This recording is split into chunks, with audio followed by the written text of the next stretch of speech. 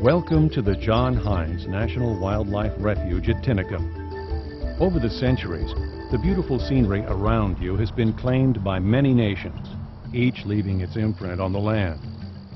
But today, thanks to the efforts and dedication of people just like you, these wetlands, fields, and woodlands have been returned to the plants and animals who lived here long before the first colonists set foot in the New World. This is the story of Tinicum Marsh, an urban miracle.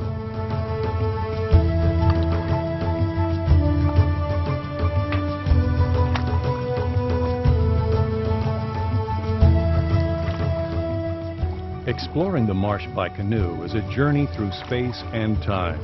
Imagine the view from the canoe of a Lenape Indian 500 years or more ago. Back then, the marshes covered nearly 6,000 acres, teeming with wildlife. The air was filled with the songs of the birds, frogs, insects, and the sounds of the water. The Lenape named this place Tinicum, the islands of the marsh. Camping on the flatlands, the Lenape harvested the bounty of the marshes. Reeds and rushes were gathered for mats and walls. Fish, wild game, plants, nuts, and berries provided them with a varied diet. To add to the natural riches of Tinicum, the Lenape grew corn, beans, and squash. They lived in harmony with the land, taking only what they needed and changing little. But the old world of the Lenape was to become a new world for European settlers, and they would see Tinicum Marsh through very different eyes.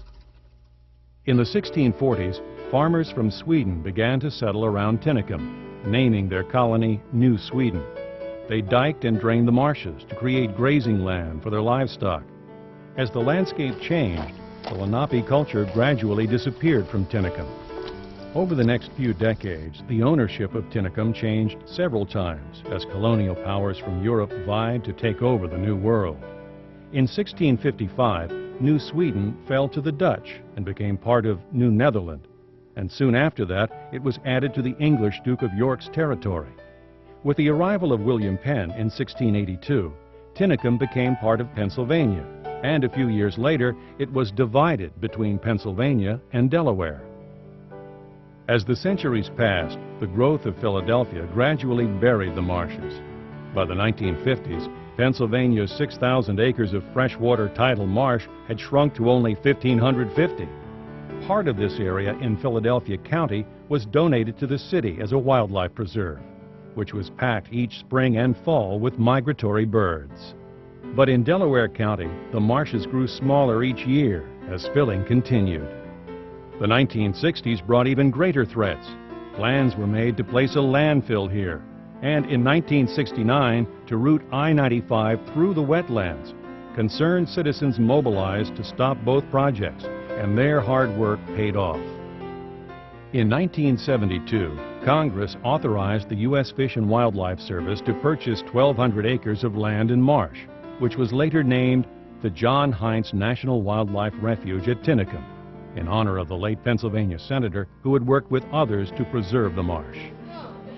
Today, the refuge continues to rely on the efforts of volunteers and the generosity of donors such as the late Antonio Cusano, whose $2.5 million bequest seeded the funding of this environmental education center.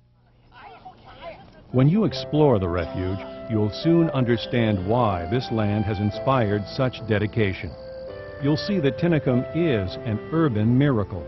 Industrial, commercial, and residential developments surround the refuge on all sides. To the north looms the modern skyline of Philadelphia, the birthplace of the Declaration of Independence and the U.S. Constitution. Today, Tinicum offers residents and visitors of both the human and wildlife varieties a place to make their own declarations of independence from the pressures and problems of life in the 21st century, and a declaration of interdependence between humankind and the natural systems on which all life depends. On the refuge, you can experience nature, learn about our native plants and wildlife, and enjoy the outdoors on the doorstep of one of the nation's major cities and seaports. In every season, there's plenty to enjoy.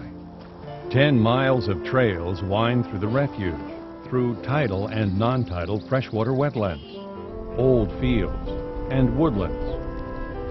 Some follow service roads, but others are narrow paths through the woods. On the eastern side of the refuge, a 3.3-mile loop trail takes you through 5 different types of shallow water and upland habitats. Starting out, Darby Creek, a tidal stream, flows to your right, and the impoundment, a large marshy pond, appears on your left. You'll soon reach the observation platform, which offers an excellent view of the impoundment. Leaving the platform, you'll see Tinicum Marsh on your right. This is the state's largest remaining freshwater tidal marsh. Coming back towards the Cusano Environmental Education Center on the east side of the impoundment, you'll pass through woodland and old field habitats. Trails in the middle of the refuge will offer you more views of Tinicum Marsh and a chance to see our wetland restoration projects. On the west side of the refuge, deep lagoons add to our diversity of habitat. There's a parking lot off Route 420 that accesses the refuge's west side. The walk from the lagoons to the Cusano Environmental Education Center is roughly 4 miles. Wherever you're hiking, please watch your step for roots and look out for poison ivy and stinging nettles. In the woods, you can help keep ticks away by tucking in your pant legs. If you prefer a more leisurely pastime, you can while away the day fishing at Tinicum, within sight of Philadelphia's skyscrapers. Fishing is allowed throughout most of the refuge, in the impoundment, lagoons, and Darby Creek. Adults need a fishing license, and we do not recommend eating the fish. Throughout the year, our human visitors share the refuge with a wide variety of wildlife, including deer, foxes, raccoons, and other small mammals. There are no poisonous snakes on the refuge, but you might spot a northern water snake, or an eastern garter snake, or a northern brown snake, all of which are out and about in warm weather. One of the best ways to see the wildlife is to bring a canoe. As Darby Creek winds through the refuge, you can see Tinicum's 5 different habitats, each with its own system of plant and animal life, and all protected and managed by the U.S. Fish and Wildlife Service. In the old fields, Canada geese, rabbits, and butterflies can often be seen feeding. Along the creek, turtles bask in the sun on rocks and logs. You might even spot a state-threatened red-bellied turtle. In early spring, several species of toads and frogs can be heard calling. Tinicum is one of the only places in Pennsylvania where you'll hear southern leopard frogs, which are on the state's endangered species list. The woodlands, fields, tidal and non-tidal wetlands that you pass are used by over 280 bird species. Some are residents, but many are migrants. Tinicum is one of the vital stepping stones for migratory birds, managed by the U.S. Fish and Wildlife Service. It is part of the most comprehensive wildlife management program in the world. The system includes more than 500 refuges throughout the United States, established to conserve, protect, and enhance fish, wildlife, and plants and their habitat. Each spring and fall, the impoundment is alive with shorebirds and waterfowl migrating along the Atlantic Flyway. At the same time, the woodlands host neotropical migrants on their long journey to and from Central and South America. About 80 species of birds stay on to nest at Tinicum, so late spring brings special attractions for bird watchers and photographers. Wetlands like Tinicum Marsh are vital to the survival of turtles, frogs, and other animals, and are important for water quality and flood control. Wetland restoration is central to the refuge's habitat management. So far, restoration of filled marshes has added over 40 acres of precious wetland habitat to the refuge. The refuge's varied habitats form an open-air classroom for young and old alike. Many teachers and children enjoy the environmental education programs here.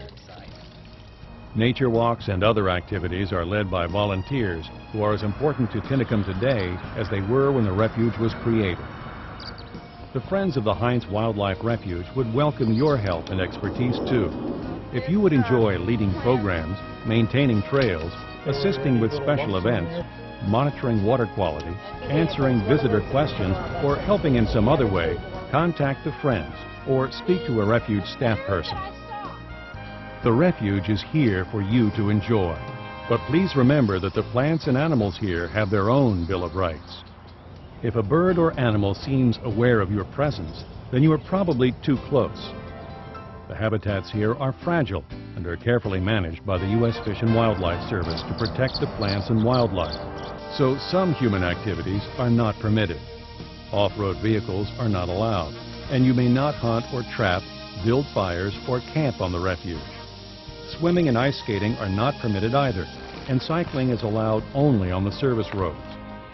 Please take all your trash with you, but leave all the plants and animals here. The John Heinz National Wildlife Refuge at Tinicum is a touchstone to the past. It is a celebration of our human will to make a difference. And it is a rare place on the doorstep of civilization where you can come face to face with nature. We hope you'll return many times to this urban miracle, Tinicum Marsh.